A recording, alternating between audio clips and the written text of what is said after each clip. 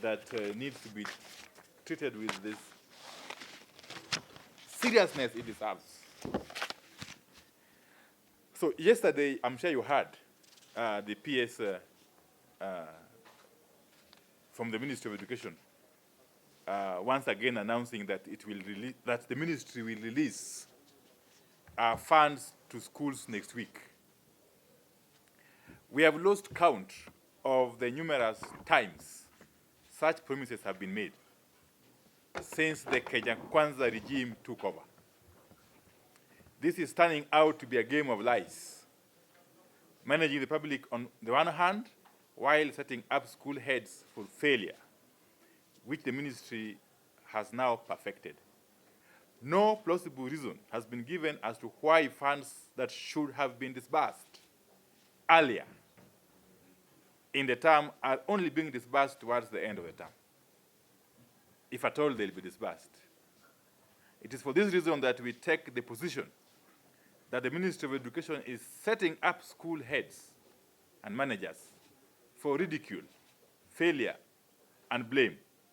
In the process, our children are collateral.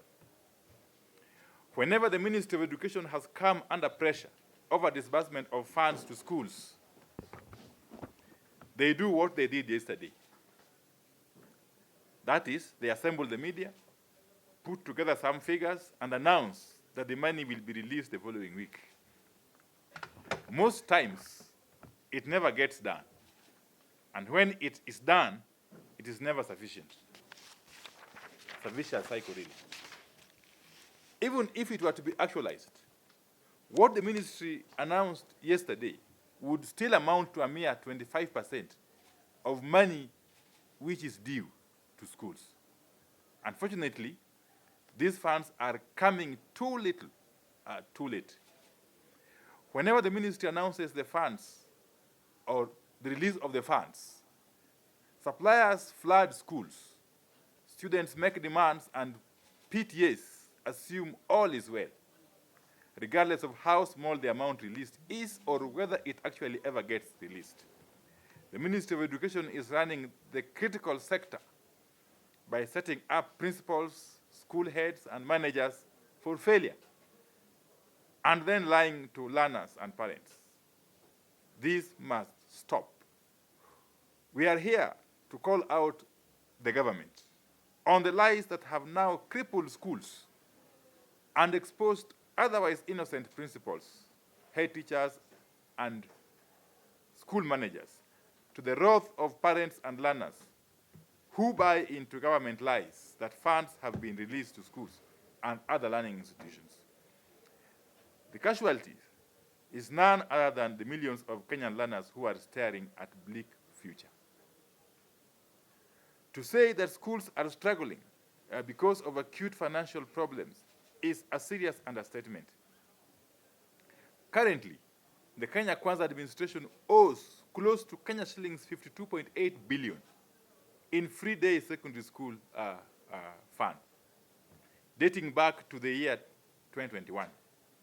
This is testament enough to the lack of commitment by the government to the future of this country's school-going children.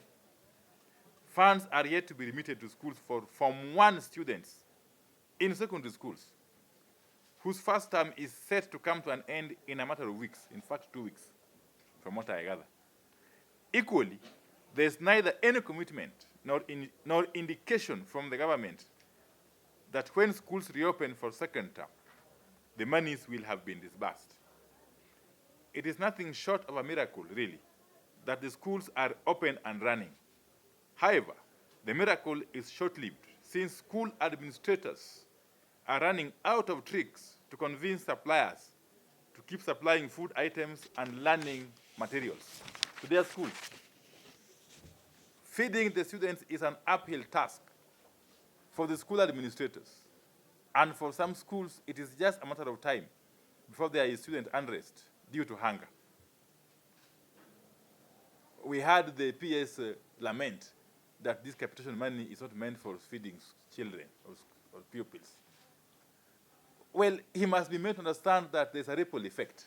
When you don't release capitation money, it affects every other school program.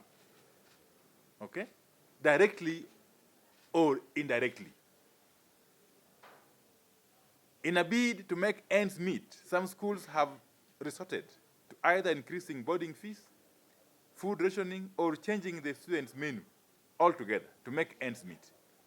The situation is dire, as for the first time since 2005, parents have been left with no choice but to buy exercise books for their children. Further, a number of schools are contemplating closing school earlier than scheduled and doing away with end-of-term tests because they can no longer afford basics like stationery. Some school administrators admit that they are forced to play hide and seek with school suppliers who are constantly and rightfully so demanding payments from these schools.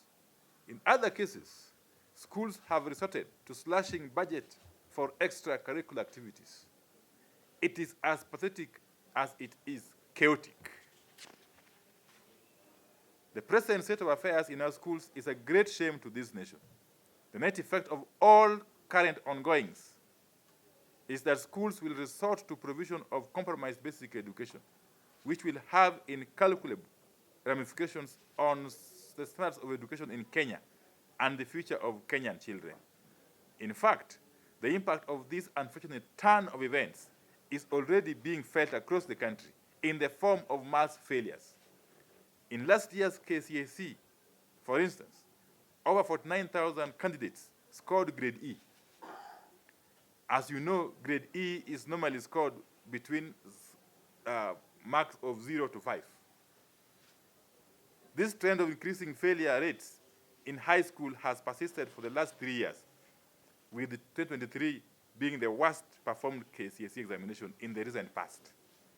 The ministry is silent about this because they know poor funding is a key contributor to such mass failures. Amid all the chaos in the education sector, the government is still not transparent about this matter and has resorted to open lies on the matter. In the current financial year, schools have only received a paltry Kenya shillings 7,300 out of the required Kenya shillings 22,200 per learner per annum. Other school officials say the figure disbursed is as low as 3,800 per learner. In any event, whatever the figure, it is way lower than the stipulated Kenya shillings 22,200. Given the foregoing, we demand that the government immediately stops the lies and releases the entire Kenya shillings 52.8 billion owed to schools. On the one hand, the government must also embark on timely disbursement of capitation funds, with the payment schedule made public to learners. On the other hand, the Ministry of Education must immediately cease the habit of withholding part of the school capitation without good reason. As a matter of fact, the current capitation amount was arrived at way back in 2017 and must therefore be adjusted upwards to take into account the rising inflation rate. We are challenging the Kenya Kwanza regime to come out and tell Kenyans whether it has done away with the free primary and free secondary education, because from the look of things, this seems to be the case. We are calling on teachers and parents to stop struggling in fear and to speak out boldly for our children, whose future is being stolen by this regime. Neither parents nor the head teachers should cover up for the government. Let it be known to all and sundry that things are not working in the education sector. School heads have run out of ideas to run schools without money, and parents cannot afford the monies that they were in fact promised that the government would cater for. The Kenya Kwanza must own up to the mess that is in the education sector and do what is right for our children and our hardworking teachers. So that's basically the end of the statement. And it is self-explanatory that